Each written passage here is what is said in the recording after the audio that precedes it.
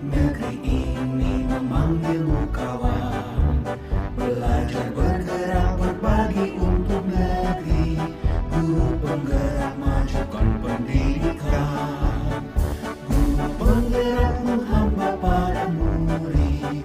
Kreatif rancang pembelajaran. Hargai potensi, tingkatkan prestasi. Lahirkan profil pelajar Pancasila.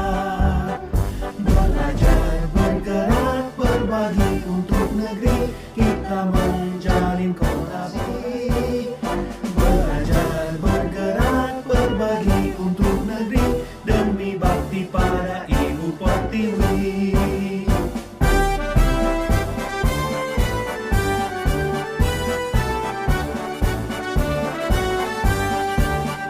Bulatkan tekad, kuatkan hati. Negeri ini memanggilmu kawan. Belajar bergerak berbagi untuk negeri. Guru penggerak majukan pendidikan. Guru penggerak menghamba pada murid. Kreatif rancang pembelajaran. Hargai potensi, tingkatkan prestasi. Lahirkan profil pelajar Pancasila. Assalamualaikum warahmatullahi wabarakatuh. Selamat siang, salam sehat dan bahagia selalu untuk kita semua. Alhamdulillahirabbil alamin wa bihi nasta'in wa ala umuri dunya waddin wa ala alihi washabihi ajmain, amma ba'du.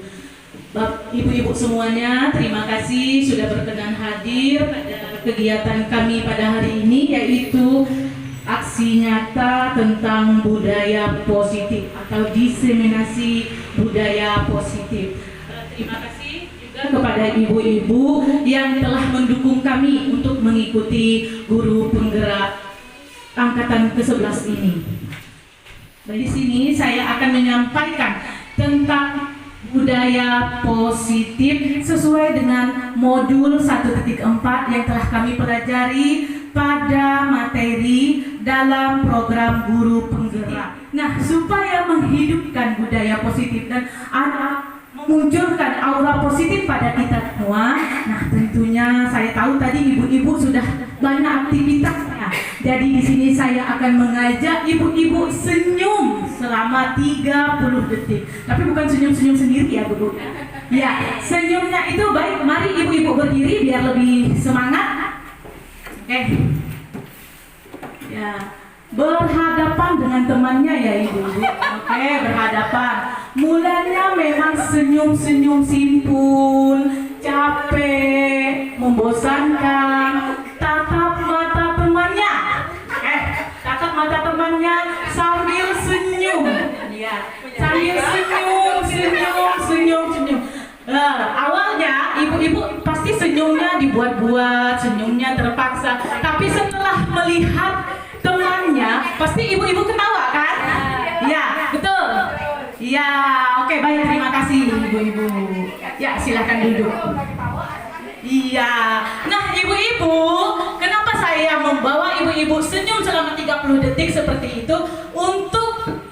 Untuk menyemangati kita, dan juga nanti ibu-ibu boleh diterapkan di kelas ibu-ibu guru masing-masing. Ketika anak-anak sudah bosan atau di akhir pelajaran kita ajak ice breaking, yang tadinya sudah manyun, sudah ngantuk, jadi ibu-ibu boleh ajak main seperti itu, hanya senyum. Yang awalnya mereka itu senyumnya pura-pura, mungkin senyumnya terpaksa, tapi setelah melihat kawannya pasti tertawa seperti yang sudah kita lakukan tadi. Baik, next Ibu Mila. Oke, nah sebelum kita memasuki materi tentang budaya positif ini, jadi di sini kita menyepakati dulu kesepakatan forum diseminasi pada hari ini. Nah, di sini ada dua pemantik yang sudah saya buat, yaitu menghargai siapapun. Nah, di sini nanti ibu-ibu mohon menghargai siapapun yang berbicara, ya. Yang kedua yaitu menjadi pendengar yang baik. Nah, baik, silakan Bapak Ibu simak dengan baik apa yang kami sampaikan. Semoga masuk apa materi yang kami sampaikan pada hari ini. Nah, yang ketiga boleh Ibu-Ibu tambahkan lagi apa kira-kira kesepakatan yang akan kita buat di poin ketiganya? Silahkan Ibu. Ya, boleh Ibu Mila. Menjaga kebersihan. Baik, silahkan diketik bisa Ibu Mila. Oke, yang ketiga menjaga kebersihan. Selanjutnya, apalagi? Kira-kira ini kesepakatan kita ya Ibu-Ibu pada forum diseminasi hari ini, atau tidak bermain HP selama kegiatan berlangsung, boleh? Ya, sip, setuju. Tidak bermain HP. Ada lagi? Satu lagi? Kira-kira?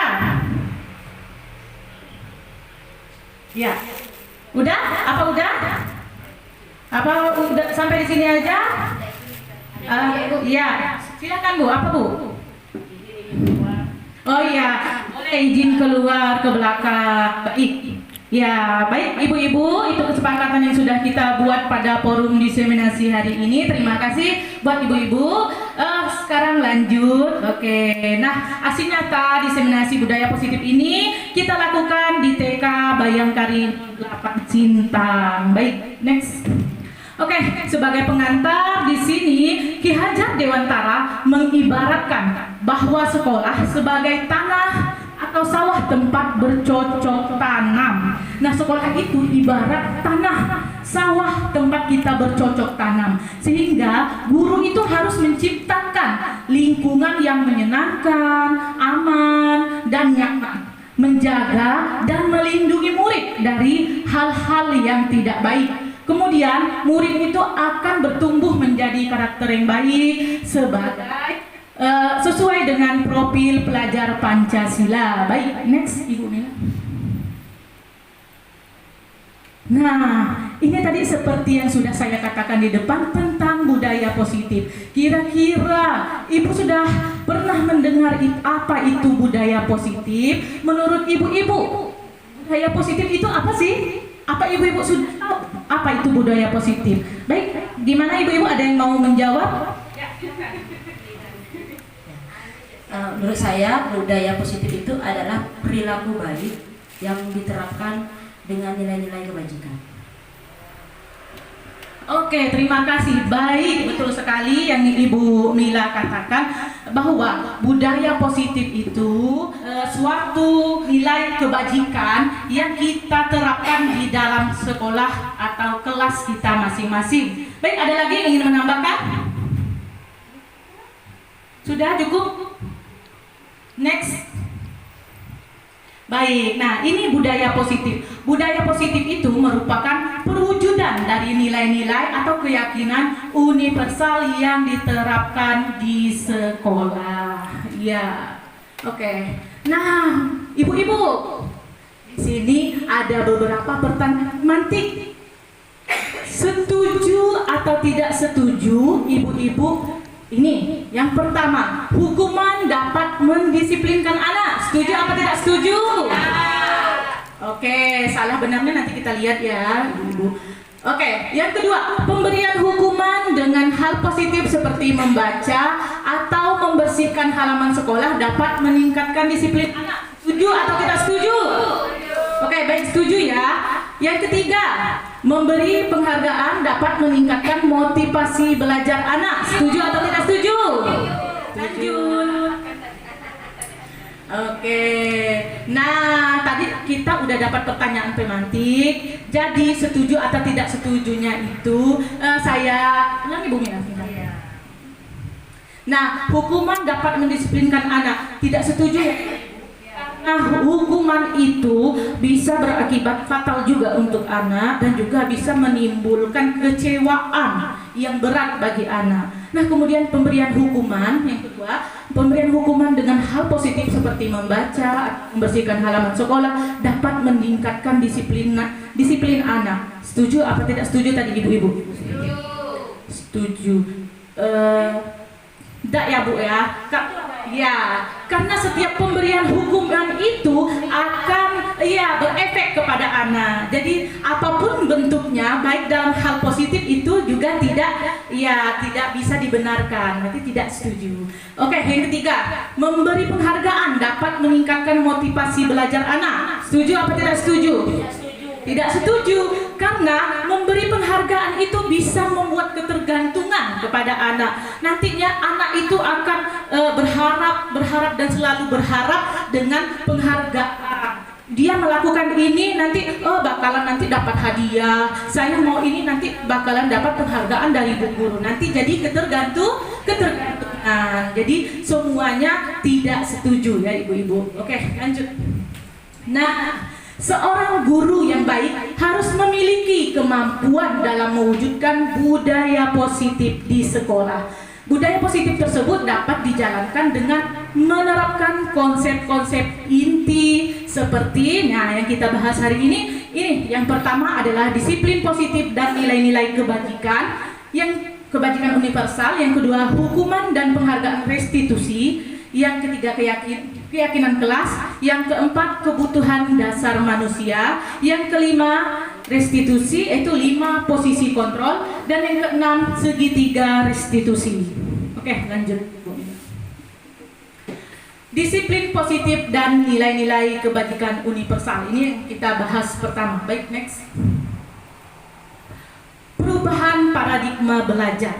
Nah, pembelajaran dengan paradigma baru merupakan pembelajaran yang dirancang berdasarkan prinsip pembelajaran berdiferensiasi sehingga para peserta didik belajar dengan sesuai kebutuhan berdasarkan tahap perkembangan sesuai teori psikologi modern untuk mewujudkan profil pelajar Pancasila, yaitu yang profil pelajar Pancasila ada 6 karakter seperti beriman dan bertakwa kepada Tuhan Yang Maha Esa, bergotong royong, mandiri, kreatif, bernalar kritis. Oke. Nah, itu yang dimaksud dengan pembelajaran dengan paradigma baru. Baik, next.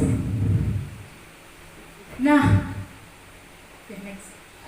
Sering terjadi nih miskonsepsi tentang teori kontrol. Nah, ini ada sebuah ilusi guru mengontrol murid. Nah, dan ini ilusi bahwa semua penguatan positif, efektif, dan bermanfaat. Kemudian ilusi bahwa kritik dan membuat rasa bersalah mampu menguatkan karakter. Terus ilusi bahwa orang dewasa berhak memaksa. Ini miskonsepsi tentang teori kontrol ya, ibu-ibu. Baik, next. Nah, masuk ke mengubah paradigma stimulus respon ke pendekatan teori kontrol. Nah, di sini ibu-ibu, siapa sesungguhnya yang memiliki kontrol? Nah, di sini ada stimulus respon. Ada realitas kebutuhan kita sama, itu stimulus responnya. Terus teori kontrolnya, realitas kebutuhan kita itu berbeda. Beda ya. Stimulus respon dengan teori kontrol itu berbeda. Kalau stimulus respon itu realitas kebutuhannya itu sama, sementara yang realitas kebutuhan untuk di teori kontrol itu berbeda. Terus yang semua orang melihat hal yang sama, tapi di teori kontrolnya setiap orang itu memiliki gambaran yang berbeda. Kemudian di stimulus respon, kita mencoba mengubah orang agar berpandangan sama, sependapat dengan kita. Tapi di teori kontrol, kita berusaha memahami pandangan orang lain tentang dunia. Nah, beda ya ibu-ibu ya. Dari sini sudah nampak beda kalimatnya juga. Perilaku buruk dilihat sebagai suatu kesalahan. Semua perilaku itu kalau untuk di teori kontrol itu memiliki tujuan. Ya. Nah, terus orang lain bisa mengontrol saya, itu di stimulus respon. Sementara di teori kontrol, hanya Anda yang bisa mengontrol diri Anda. Nah, selama ini itu tadi miskonsepsi yang di depannya tadi yang saya katakan. Nah, disinilah penjelasannya. Kalau di stimulus respon, itu orang lain bisa mengontrol saya, tapi kalau di teori kontrolnya hanya saya yang bisa mengontrol diri saya. Oke, saya bisa mengontrol orang lain itu di stimulus responnya. Kemudian di teori kontrolnya, Anda tidak bisa mengontrol orang lain. Ya. Nah, kemudian pemaksaan ada pada saat bujukan gagal. Itu di stimulus respon. Di teori kontrolnya, kolaborasi dan konsisten menciptakan pilihan baru. Ya, Baik, untuk stimulus respon yang model berpikir menang atau kalah, terus di teori kontrol itu model berpikirnya itu menang-menang. Ya, seperti itu. Oke, baik, next. Sekarang kita masuk ke disiplin positif. Baik, tadi kita sudah membahas tentang budaya positif. Di dalamnya itu ada disiplin positif. Ibu-ibu, kira-kira dari ini kita sudah lihat ya makna disiplin itu sendiri. Kalau menurut ibu-ibu, disiplin itu apa? Ada yang mau menanggapi disiplin itu apa? Baik, sebelum yang ini, yang sebelumnya saya jabarkan. Baik, silakan. Menurut saya disiplin itu perilaku baik. Ya, betul sekali. Terima kasih Bu Dipa. Ada lagi?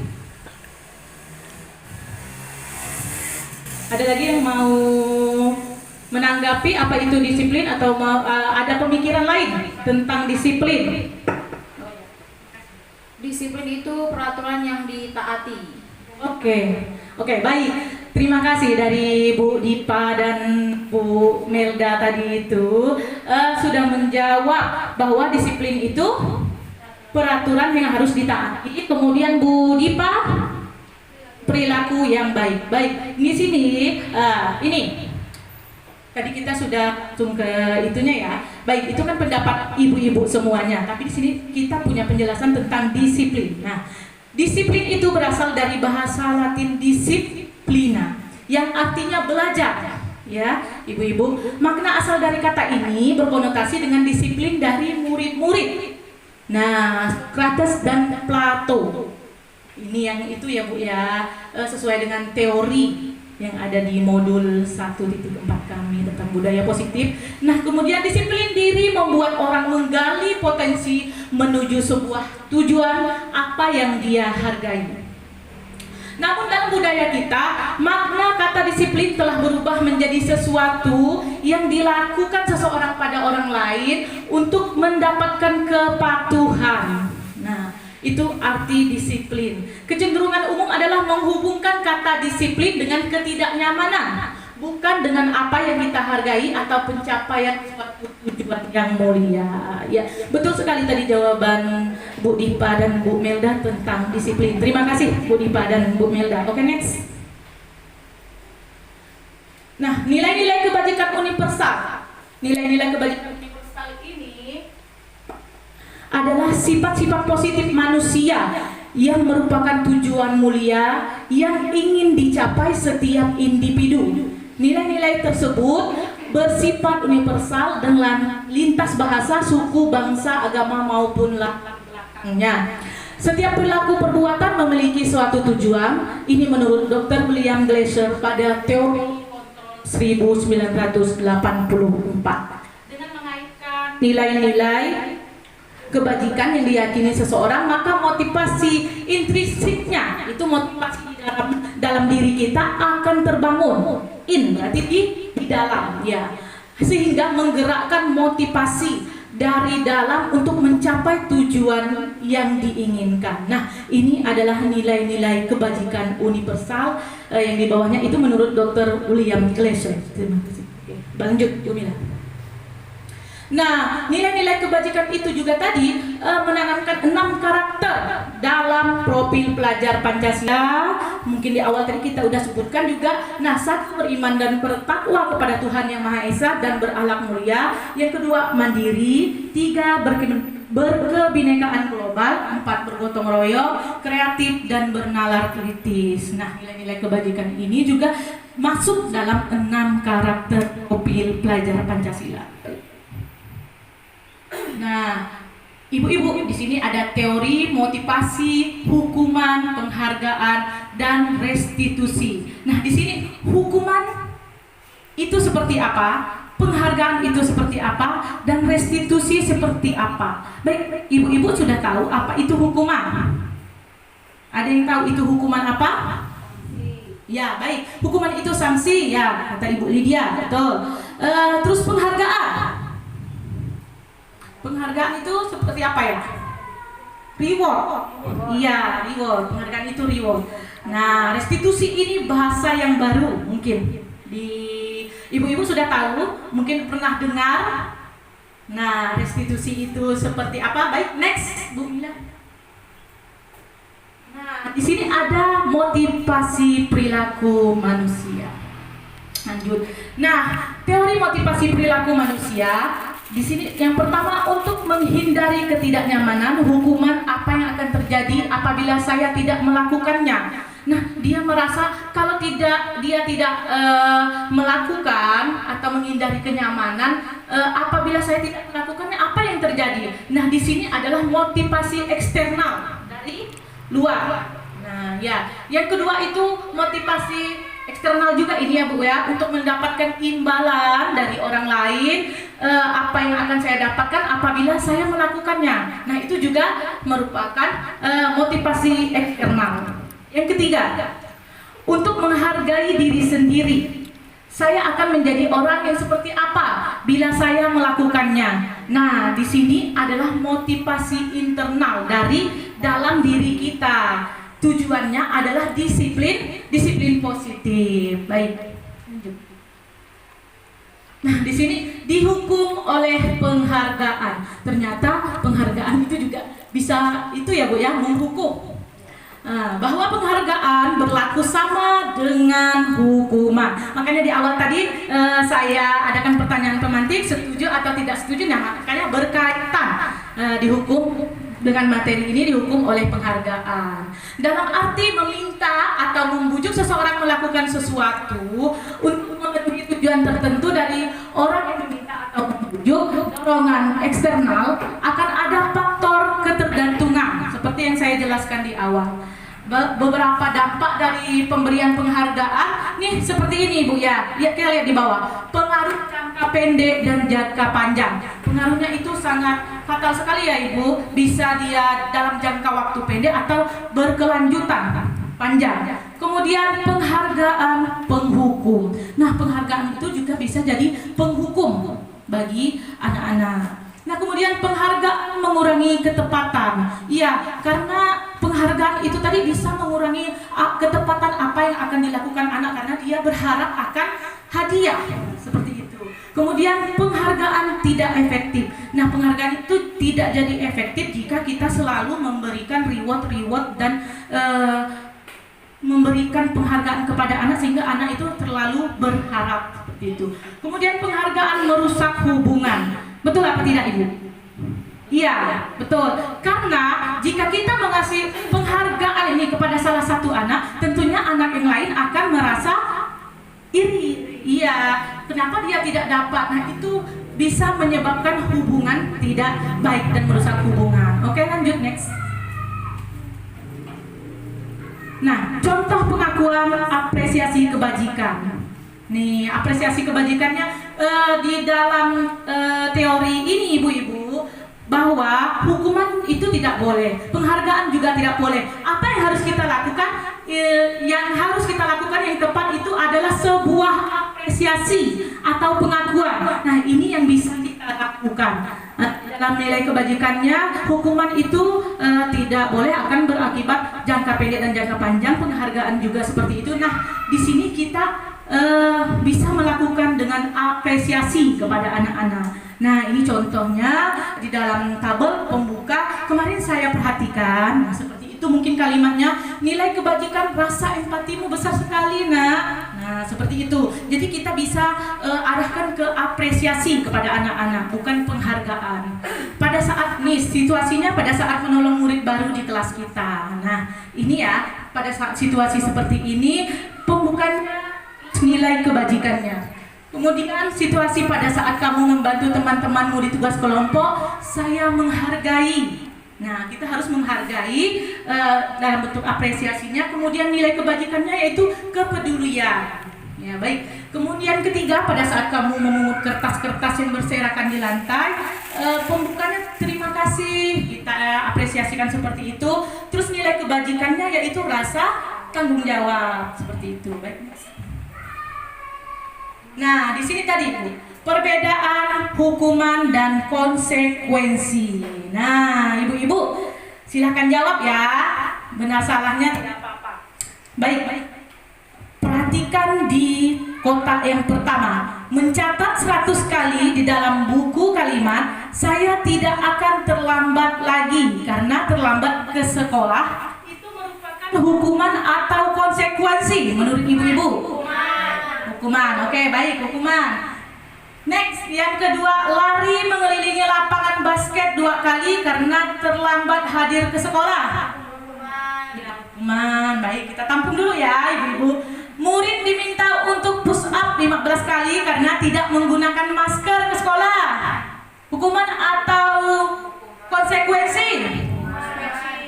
Oke, ada yang hukuman, ada yang konsekuensi. Yang mana ini, Bu? Ya. Menggantikan kertas tugas teman yang telah dicoret-coret. Konsekuensi. Baik, kayaknya ibu-ibu sudah pada paham hukuman dengan konsekuensi. Oke, membersihkan tumpahan air di meja tulis karena tersenggol pada saat belajar. Konsekuensi. Baik. Murid disuruh untuk mengenakan sepatu seharian di sekolah karena tidak mengenakan sepatu hitam. Konsekuensi apa hukuman? Murid disuruh untuk mengenakan sepatu seharian di sekolah. Hukuman apa atau konsekuensi? Ya, ada yang hukuman, ada yang konsekuensi. Baik. Oke. Lari mengelilingi lapangan basket 2 kali karena terlambat 10 menit untuk pelajaran PJOK.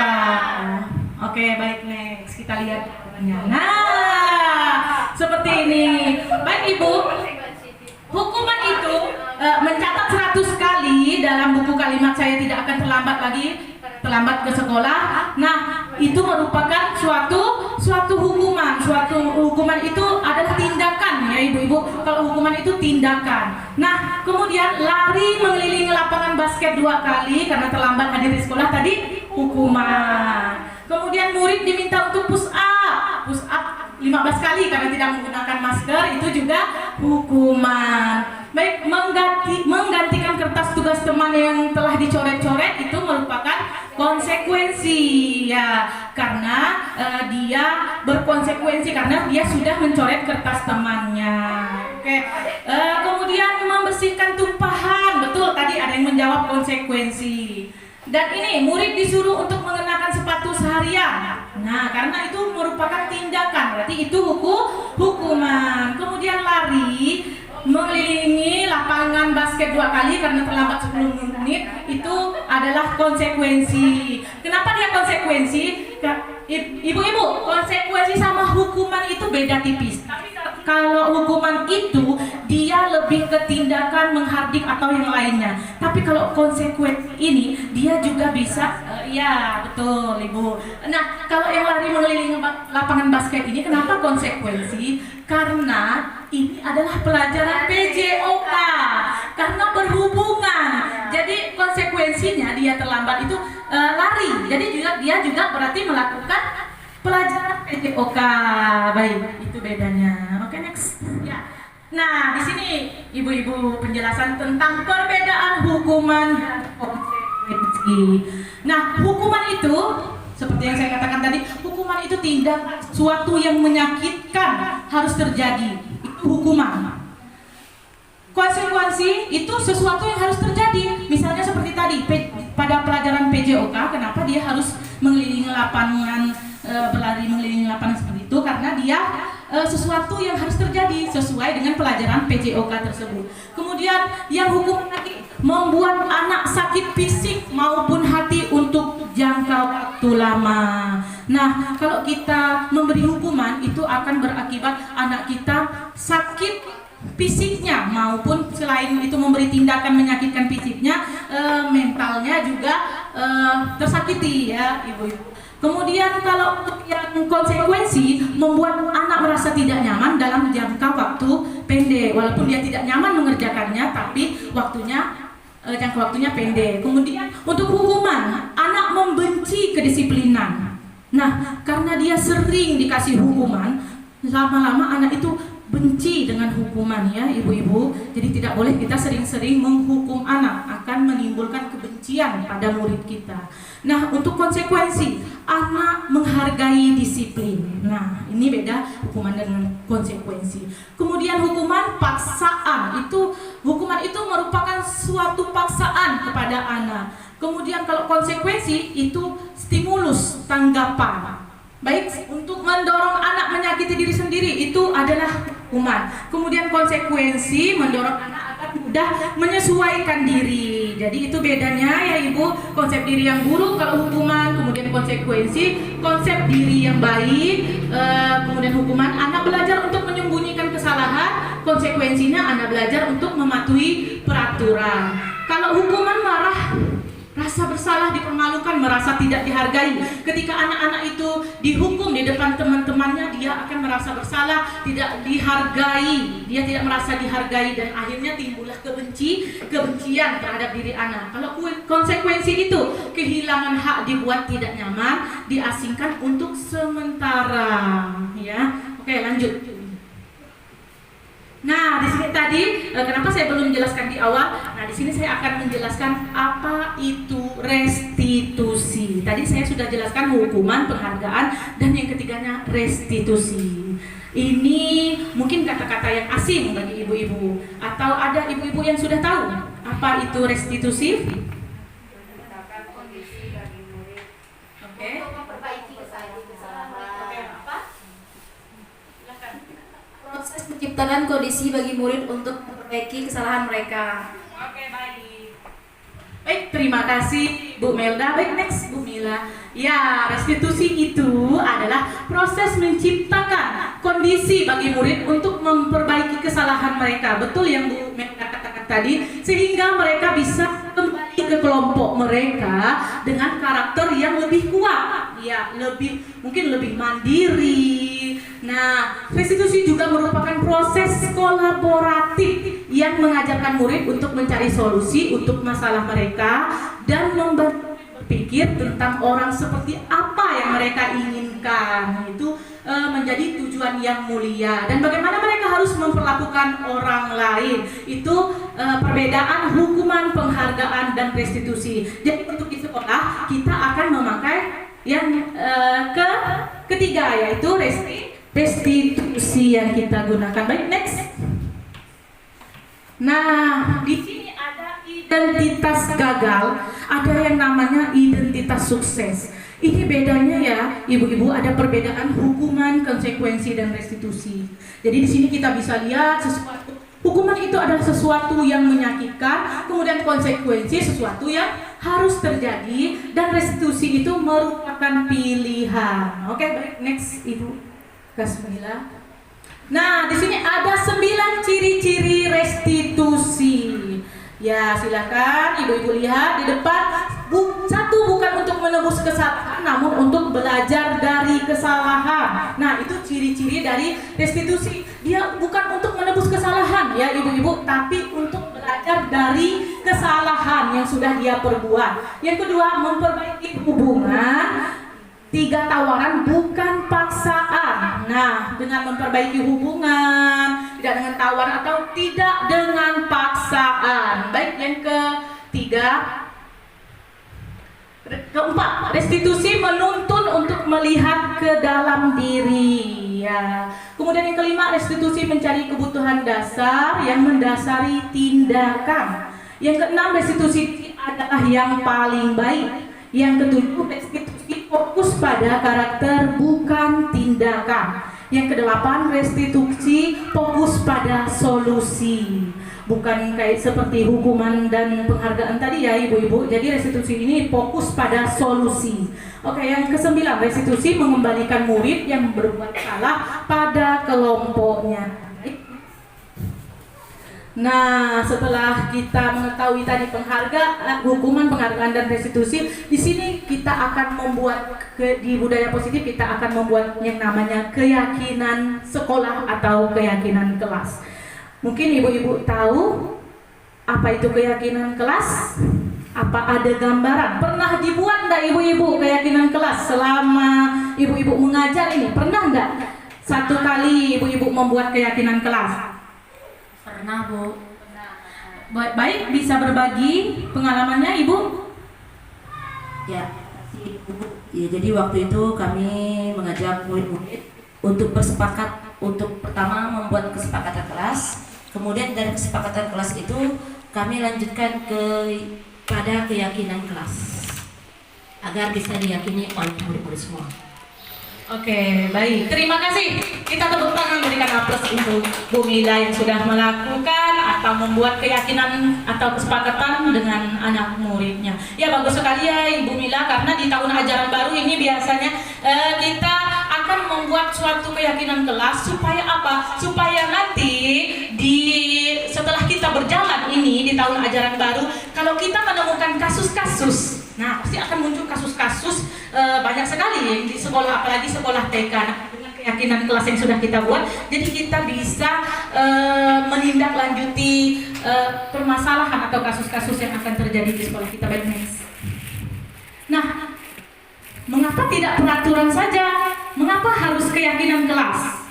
Biasanya kita kan peraturan kelas kan dulu-dulunya, ya. Tapi sekarang mengapa harus keyakinan kelas? Nah, mengapa kita memiliki harus menggunakan? Nah, di sini ada contohnya ya, ibu-ibu. Nah, di sini ada pertanyaan pemantiknya. Mengapa kita memiliki peraturan harus menggunakan helm bila mengendarai kendaraan roda 2? Nah, sama enggak kira-kira? Mengapa kita tidak memakai peraturan saja? Kenapa keyakinan kelas? Nah, memakai helm, kita memiliki peraturan harus menggunakan helm mengendarai kendaraan roda 2. Kenapa? Nah, karena kita selain mematuhi aturan, karena juga penting untuk penting untuk keselamatan, seperti itu. Kalau peraturan, seperti itulah peraturan dan keyakinan kelas. Oke, yang kedua, mengapa kita memiliki peraturan 3M, menggunakan masker, mencuci tangan, dan menjaga jarak 1,5 meter? Kenapa kita harus melakukan hal seperti itu? Karena di zaman COVID kemarin kan, pasti kita punya alasannya. Kenapa? Betul, untuk menjaga kesehatan. Iya, betul. Oke, yang ketiga, mengapa kita memiliki peraturan harus datang tepat waktu pada saat mengikuti pelatihan? Betul sekali, pintar. Ya, terima kasih. Ternyata Ibu Novi sudah memahami. Ya, oke, baik, next Bu Mila. Nah, ini ada motivasi intrinsik. Nah, itulah tadi ya, bukan karena adanya peraturan kita memakai helm, bukan karena kita mengikuti tren memakai masker, dan bukan hanya sekedar mengikuti orang lain, menghargai orang lain, tidak. Karena itu ada motivasi intrinsik, motivasi dari dalam diri kita sendiri untuk mendukung motivasi intrinsik kembali ke nilai-nilai. Keyakinan kita itu lebih menggerakkan seseorang dibandingkan serangkaian peraturan-peraturan. Nah, motivasi intrinsik inilah yang akan kita pakai, ibu-ibu ya, karena itu dari dalam diri kita, tidak mengikuti aturan, tidak hanya mengikuti tren-tren yang terjadi. Baik, lanjut. Nah, di sini ada contoh yang mana yang merupakan keyakinan kelas. Mengapa? Nah, di sini ada keyakinan, ada kesepakatan. Tuh, ya, datang tepat waktu itu keyakinan apa kesepakatan? Kira-kira? Iya, datang tepat waktu itu kesepakatan kelas. Mengapa kita harus menjaga kebersihan sekolah? Itu menjaga kebersihan sekolah itu merupakan kesepakatan atau keyakinan? Ya, keyakinan. Nah, di sini ibu-ibu, mengapa merupakan keyakinan? Kalau kesepakatan itu yang kita buat, ya, kesepakatan itu yang kita buat bersama. Tapi jangan lupa, ibu-ibu tidak usah membuat kesepakatannya sendiri. Ini dari ibu gurunya loh. Tidak seperti itu. Kita membuat kesepakatan itu, kita harus melibatkan anak, melibatkan pendapat anak. Apa yang mereka inginkan, apa yang mereka ingin masukkan ke dalam kesepakatan kelas. Nah, seperti itu. Inilah contoh kesepakatan kelas, tertib. Nah, kami murid yang peduli itu juga merupakan kesepakatan kelas. Dan keyakinan nanti setelah jadi kesepakatan kelas, maka akan kita tempelkan ke dinding kelas. Oke, lanjut. Nah, di sini ada peraturan dan keyakinan kelas. Nah, ini peraturannya ini selalu mengembalikan buku ke tempatnya. Kira-kira kalau keyakinan kelasnya apa? Tanggung jawab. Betul, hebat. Ya, kalau keyakinan kelas itu tanggung jawab. Kemudian dilarang mengganggu orang lain. Itu apa ya kira-kira? Menghormati orang lain. Ternyata ibu-ibu lebih pintar ya. Lebih keren. Ya, betul. Hadir di sekolah 15 menit sebelum pembelajaran dimulai. Kira-kira apa keyakinan sekolah? Iya, disiplin. Betul. Dilarang melakukan kekerasan. Kira-kira apa? Keyakinan kelasnya. Ayo. Keselamatan. Betul, keselamatan. Bisa juga menghargai Orang lain. Oke, dilarang menggunakan narkoba. Kesehatan. Ya, pintar. Ibu guru ya, pintar ya, ibu-ibu. Terima kasih. Bergantian atau menunggu giliran. Kesabaran, ya. Gunakan masker. Menggunakan masker. Kesehatan dan keselamatan. Jangan berlari di kelas atau koridor. Ya, keselamatan. Baik, next. Sepertinya ibu-ibu udah lebih mahir. Nah, ini jawabannya. Ya, betul sekali. Yang pertama tanggung jawab, menghormati orang lain, berkomitmen, terus keselamatan, juga menghargai orang lain, kesehatan, menghormati orang lain, bersabar, kesehatan dan keselamatan. Oke, next. Nah, ini adalah keyakinan sekolah atau kelas. Guru berperan dalam mewujudkan terbentuknya keyakinan sekolah atau kelas dengan adanya kesepakatan antara guru dan murid. Seperti yang saya katakan tadi, kesepakatan itu bukan dibuat oleh guru, bukan dibuat oleh kepala sekolah atau rekan-rekan guru atau pegawai di sekolah. Ini kesepakatan kita buat bersama-sama dengan murid. Itulah kolaborasinya. Oke, next. Nah, keyakinan sekolah atau kelas juga berupa pernyataan-pernyataan universal yang mudah diingat. Ini ya, kalimatnya ini adalah kalimat-kalimat yang positif, yang mudah dipahami dan harus kita terapkan di lingkungan sekolah. Ya, kita pakai dengan kalimat-kalimat yang positif untuk anak-anak. Oke, next.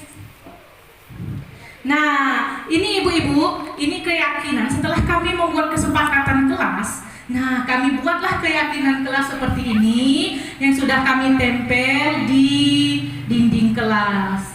Ya, seperti ini yang sudah kami buat di TK Bayangkari kelas B1 kiranya Bu ya. Oke, lanjut. Nah, di sini kita akan memasuki kebutuhan dasar manusia. Setelah kita membuat keyakinan kelas, kita harus mengetahui dulu kebutuhan dasar manusia.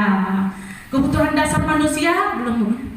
Kebutuhan dasar manusia. Nah, sebagai manusia, kira-kira ibu-ibu perlu diapakan? Ayo, ini yang masih muda kali ini perlu diapakan? Ayo. Saya. Pintar, ya hebat. Perlu disayang. Terus apa lagi? Apresiasi. Iya, apresiasi. Mungkin perlu, ya betul, dipuji. Iya, kesenangan diperhatikan. Ya betul sekali yang ibu-ibu jawab. Nah, ini adalah kebutuhan dasar manusia. Mari kita lihat dulu ya. Next. Nah, ketika seseorang murid melakukan suatu perbuatan yang bertentangan dengan nilai-nilai kebajikan atau melanggar, sebenarnya dikarenakan mereka gagal memenuhi kebutuhan dasar diri mereka. Nah, ibu-ibu, sesuai dengan materinya yang ada di sini, kebutuhan dasar manusia itu yang pertama bertahan hidup, yang kedua kasih sayang dan rasa diterima, kemudian yang ketiga penguasaan, yang keempat kebebasan, yang kelima kesenangan. Ya, bertahan hidup ini seperti kita memerlukan makanan ya, ibu-ibu. Kita butuh pakaian, butuh rumah yang kita tempati. Nah, itu merupakan kebutuhan dasar yang pertama. Terus yang kedua, sebagai manusia itu manusiawi, kita pasti ingin disayang, ingin diterima, ingin diperhatikan. Nah, ini kebutuhan dasar manusia yang kedua. Yang ketiga ini penguasaan. Nah, pasti di dalam sekolah kita, di kelas kita itu pasti kita ada menemukan masalah anak, dia merasa dia menguasai teman-temannya seperti itu. Nah, kemudian kebebasan. Anak-anak itu ibu-ibu perlu kebebasan. Dia tidak mau dikekang. misalnya ini, Rani, kamu harus mengerjakan ini. Itu kan kita berarti mengekang anak, tidak memberi kebebasan kepada anak. Nah, ini kebutuhan dasar yang keempat. Kesenangan yang kelima. Kesenangan anak-anak itu pastilah yang namanya anak-anak TK, apalagi ya ibu-ibu, pasti dia masih dunianya itu masih bermain. Ya, dia perlu kesenangan. Tidak usah kita kekang kalau dia masih mau bermain. Ya, tapi kita kembalikan lagi ke keyakinan kelas seperti itu. Baik. Nah, di sini ada studi kasus yang saya temui. Ini real ya, ibu-ibu, ini real kemarin terjadi. Ya, nah pada saat jam pelajaran studi kasusnya ini Ibu Mila. Nah, Ibu Mila wali kelas B1 sedang bingung menghadapi ulah salah satu murid di kelasnya yaitu Ajeng. Beberapa anak telah mengeluhkan Ajeng yang seringkali meminta bekal makan siang dengan paksa. Ya, dia sering meminta makan dengan teman-temannya padahal dia sudah bawa bekal sendiri. Jika Anda menghadapi situasi seperti Ibu Mila, apa yang akan Anda lakukan? Menurut Anda kira-kira alasan apa yang Ajeng melakukan hal itu? Oke. Kalau ibu-ibu nih, mungkin Bu Mila sudah tahu bagaimana cara menghadapinya. Ibu-ibu yang lain, Ibu Yuli gimana? Kira-kira kalau Bu Yuli jadi Bu Mila nih, jika Ajengnya ini sering minta makan dengan temannya, padahal dia sudah bawa bekal sendiri, kira-kira menurut Bu Yuli itu gimana? Baik, silakan Bu Yuli. Ya baik, silakan. Pertama menanyakan kenapa dia mau minta makanan teman. Mungkin jawabannya dia mungkin karena pengen kan melihat makanan temannya berbeda. Setelah itu memberi sedikit pengertian supaya tidak langsung mengambil dengan secara paksa. Oke, baik, mantap, terima kasih Bu Yuli, betul sekali ya. Nah, oke, next Bu Mila. Nah, alasan Ajeng yang pertama, nah betul sekali apa yang dikatakan Bu Yuli itu. Bu Yuli sebagai guru sudah menjadi guru yang sebagai manajer. Nanti kita lanjut ya Bu. Oke, ini alasan pertama, alasan Ajeng karena ia lapar dan orang tuanya tidak membawakannya bekal makan siang. Tapi sudah ya sebenarnya. Maka kebutuhan dasar yang dipenuhi oleh Ajeng adalah kebutuhan dasar bertahan hidup. Ya, karena dia merasa orang tuanya tidak membekalkan makan siang, jadi dia lapar, dia ingin meminta makan kepada teman-temannya. Nah, inilah kebutuhan dasar yang diperlukan oleh Ajeng. Oke, ini alasan yang pertama. Terus alasan yang kedua, karena dia merasa senang temannya itu memperhatikan dia. Jadi dia merasa, oh kalau saya begini nanti teman-teman pasti memperhatikan saya. Ketika temannya melaporkan tindakannya itu pada gurunya, memberitahu orang tuanya, sehingga orang tuanya jadi memperhatikan dia. Dia itu perlu perhatian. Makanya kebutuhan dasar yang sedang dipenuhi Ajeng dalam hal ini adalah kebutuhan akan kasih sayang dan rasa diterima. Oke, baik. Ya, alasan Ajeng yang ketiga dengan kebutuhan lima kebutuhan dasar tadi, yaitu karena temannya jadi takut. Nah, seperti yang saya bilang tadi, pasti ada kita menemukan kasus seperti ini. Nah, dia merasa temannya pasti takut dengan dia karena dia harus menuruti keinginannya. Maka sebetulnya Ajeng itu sedang berusaha memenuhi kebutuhan dasarnya akan akan kekuasaan. Nah, alasan yang keempat. Alasan yang keempat, Bu Mila tolong next. 4 ke 5. Nah, alasan yang keempat, karena dia merasa bosan. Nah, ada anak kadang memang bosan kan dengan bekal itu saja yang dibawakan ibunya dari rumah, karena ibunya selalu membekali dia misalnya buah dan buah. Sementara Ajengnya ini pengen yang lain, makanya dia mencoba satu persatu beraneka ragam bekal teman-temannya. Maka Ajeng di sini sedang berusaha memenuhi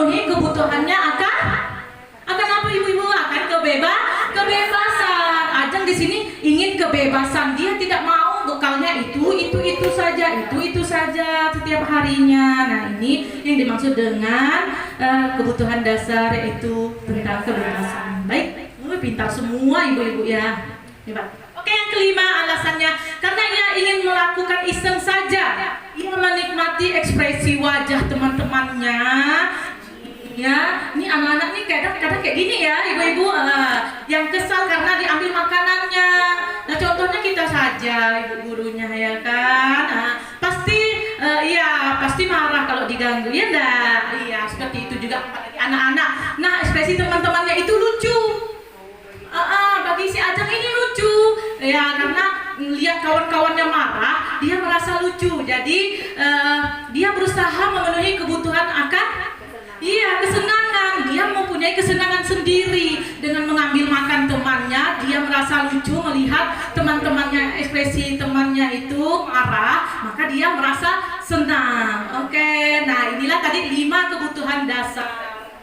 Ya, oke, lanjut. Nah, ibu-ibu supaya tidak ngantuk, supaya tidak lelah, mari kita berdiri. Kita akan melakukan ice breaking biar tidak bosan. Baik, ibu-ibu sudah punya pensil belum di mejanya? Oke, punya pensil. Oke, sudah punya pensil di mejanya. Baik, ikutin gerakan saya. Nanti pensilnya diletakkan dulu di meja.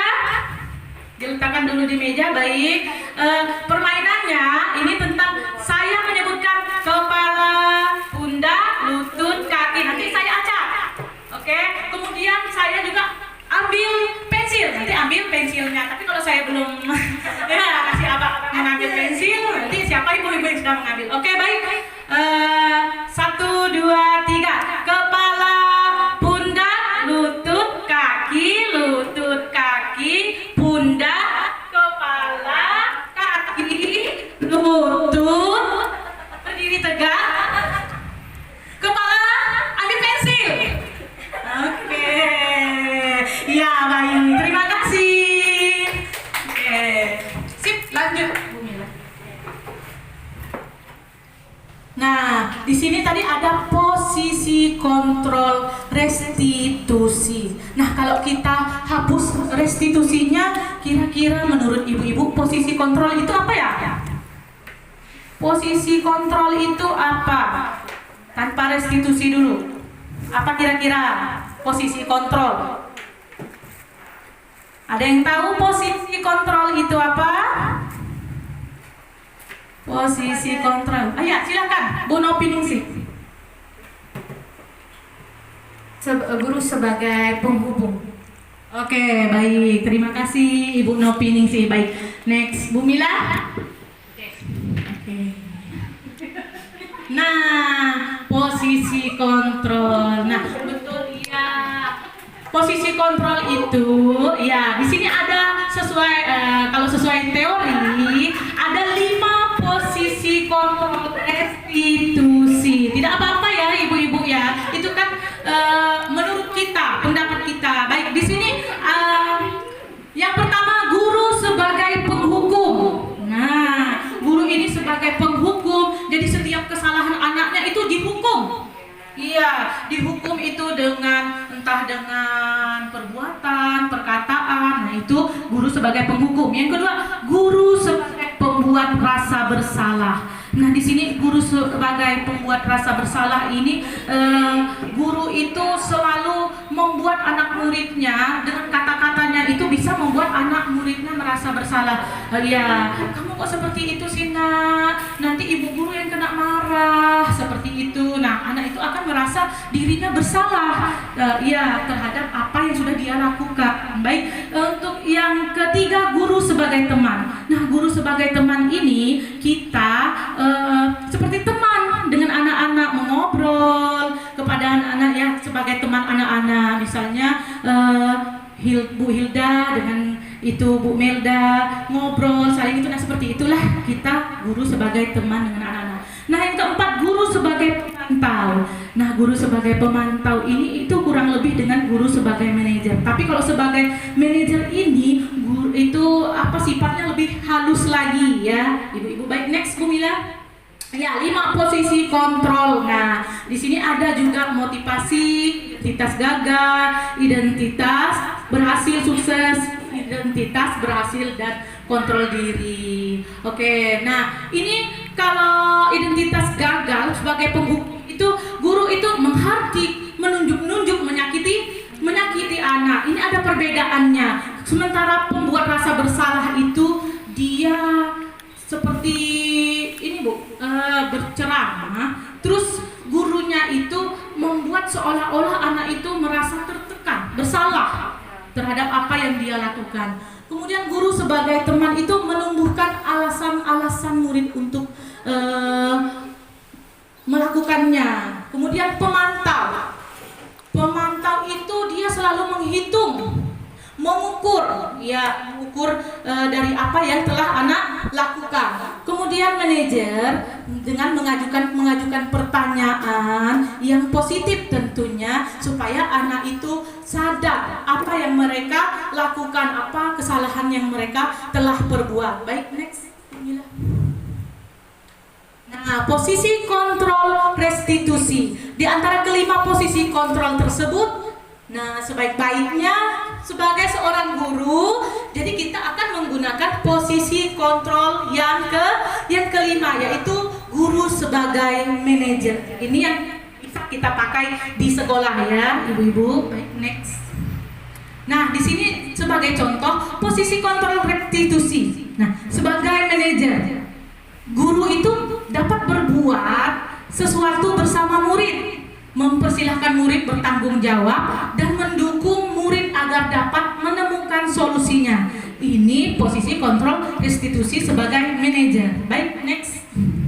Selain itu, posisi manajer mengacu pada restitusi yang dapat menjadikan murid sebagai manajer bagi dirinya sendiri sehingga dapat tercipta identitas positif pada diri murid. Baik. Nah, setelah kita mempelajari tentang posisi kontrol, maka kita akan memasuki tentang materi segitiga restitusi. Nah, segitiga restitusi ini mempunyai tahapan di dalamnya, yaitu yang pertama, kita melakukan segitiga restitusi dengan menstabilkan identitas. Ya, menstabilkan identitas seperti kita menanyakan dulu kepada anak apa yang sudah dia lakukan. Kemudian validasi tindakan salah. Kita menanyakan kepada anak, sudah betul tidak apa yang Dinda lakukan tadi? Apa keyakinan kelas? Nah, ini yang menanyakan keyakinan kelas. Yang ketiga, apa keyakinan kelas yang sudah Dinda apa keyakinan kelas yang sudah Dinda langgar? Nah, ini posisi segitiga restitusi yang ketiga. Nah, menstabilkan identitas kita bisa menggunakan bahasa seperti ini ya Ibu. Berbuat salah itu manusiawi, tidak ada manusia yang sempurna. Kita pasti bisa menyelesaikan permasalahan ini. Bapak, ini istilahnya kita sebagai bapak atau ibu. Bapak, ibu tidak tertarik untuk mencari tahu siapa yang benar, siapa yang salah. Nah, seperti itu kalimatnya yang bisa kita gunakan untuk menyelesaikan permasalahan yang ada di sekolah dengan menstabilkan identitas. Iya, Bapak Ibu lebih tertarik untuk menyelesaikan masalah. Nah, kalau kamu menyalahkan dirimu sendiri terus-menerus, apakah kamu bersikap baik pada dirimu sendiri? Nah, ini pertanyaan-pertanyaan yang dapat menstabilkan identitas. Oke, baik, next. Sekarang validasi tindakan yang salah. Validasi tindakan yang salah dilakukan berdasarkan prinsip bahwa setiap perilaku berupaya memenuhi suatu kebutuhan tertentu, sehingga guru atau orang tua akan bergeser dari pemikiran stimulus respon menjadi proaktif, serta akan lebih mengenali dan mengakui kebutuhan murid atau anak. Itu validasi tindakan yang salah. Oke. Lanjut.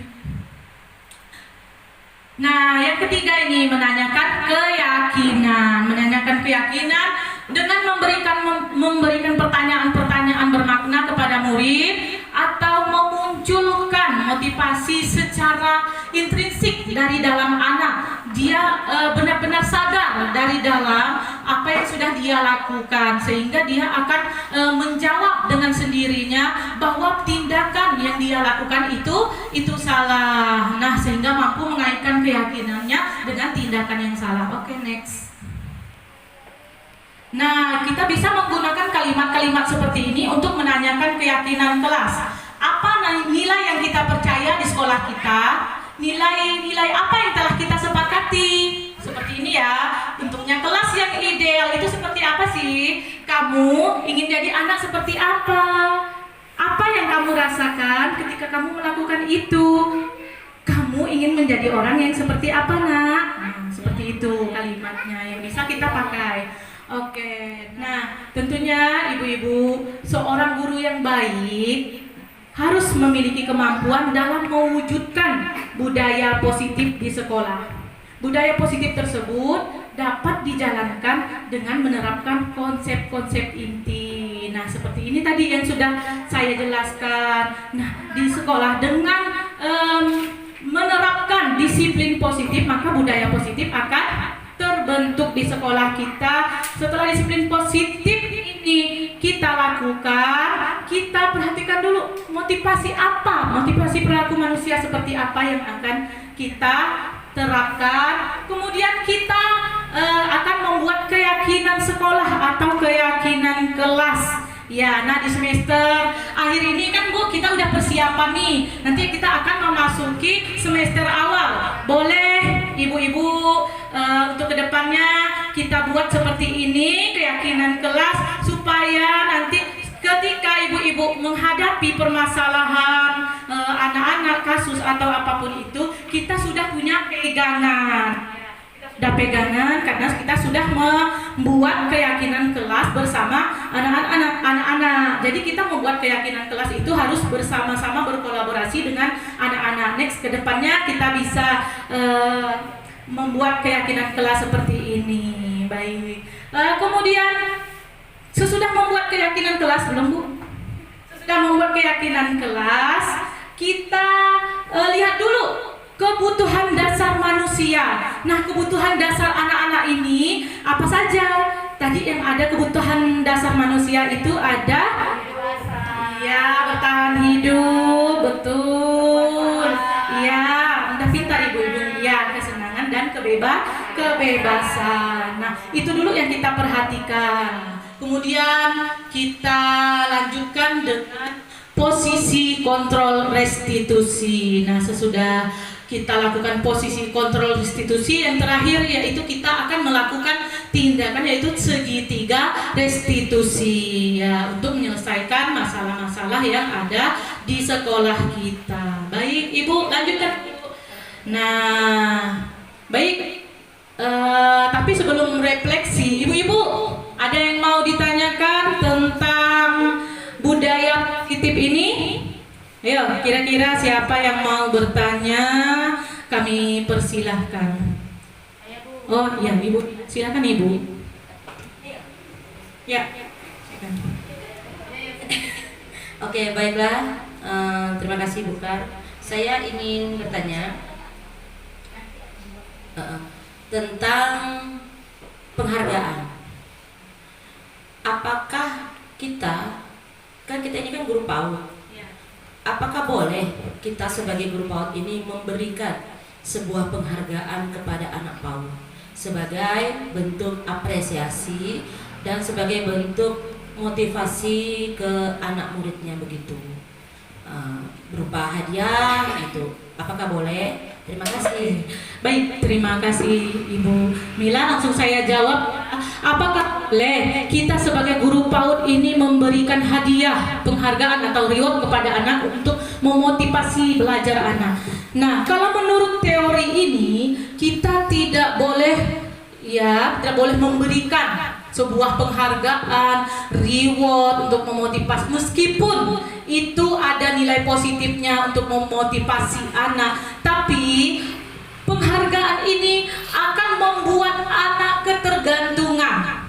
Ya, selama ini kita ternyata salah ya ibu-ibu. Nah, setelah mempelajari modul 1.4 ini, saya juga baru memahami bahwa kita sebenarnya tidak boleh selalu memberikan reward, penghargaan, hadiah kepada anak. Selama ini kita setiap anak pembagian rapor, kita selalu tujuannya sebenarnya betul untuk memotivasi anak. Tapi ternyata tindakan itu salah karena akan menyebabkan ketergantungan jangka panjang dan anak-anak itu merasa setiap melakukan apapun itu merasa akan mendapatkan hadiah bukan dari dalam di intrinsik dia tapi dari eksternalnya. Dia itu akan selalu berharap itu dia namanya ketergantungan. Jadi tidak boleh kita selalu memberikan penghargaan. Makanya saya jelaskan tadi bahwa kita akan melakukan apresiasi. Nah, dengan apresiasi untuk kesemua anak, kita lebih membantu anak untuk menggali dari dalam diri anak itu sendiri, tidak dari eksternal anak. Begitu, Ibu Mila. Apakah sudah puas dengan jawabannya? Sudah, Bu. Oke, baik. Kita lain kali tidak boleh ya ibu-ibu ya, memberikan hadiah atau reward meskipun itu bentuknya positif. Ternyata itu tidak benar, tidak baik. Oke, lanjut siapa lagi yang ingin bertanya? Oke, silakan Ibu.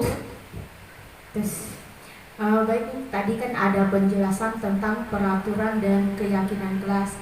Maka di sini kan mungkin tidak jauh perbedaan, tapi sebenarnya di mana sih letak antara peraturan dan keyakinan kelas itu sendiri?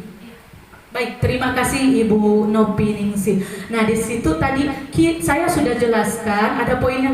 Mengapa tidak peraturan? Kenapa keyakinan kelas? Nah, ibu-ibu, peraturan dengan keyakinan kelas itu berbeda ya ibu-ibu. Kalau untuk peraturan itu yang sudah pasti, yang harus wajib kita lakukan, tapi itu terbuat itu dari seseorang. Ya, bukan kolaborasi yang harus dilakukan kewajiban kita.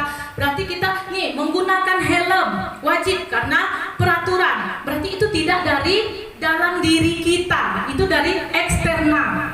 Nah, itu aturan. Sementara keyakinan kelas itu kita buat bersama-sama, berkolaborasi antara guru dan murid. Dan keyakinan kelas ini kita munculkan dari diri dalam anak, bukan dari eksternal. Mungkin seperti itu.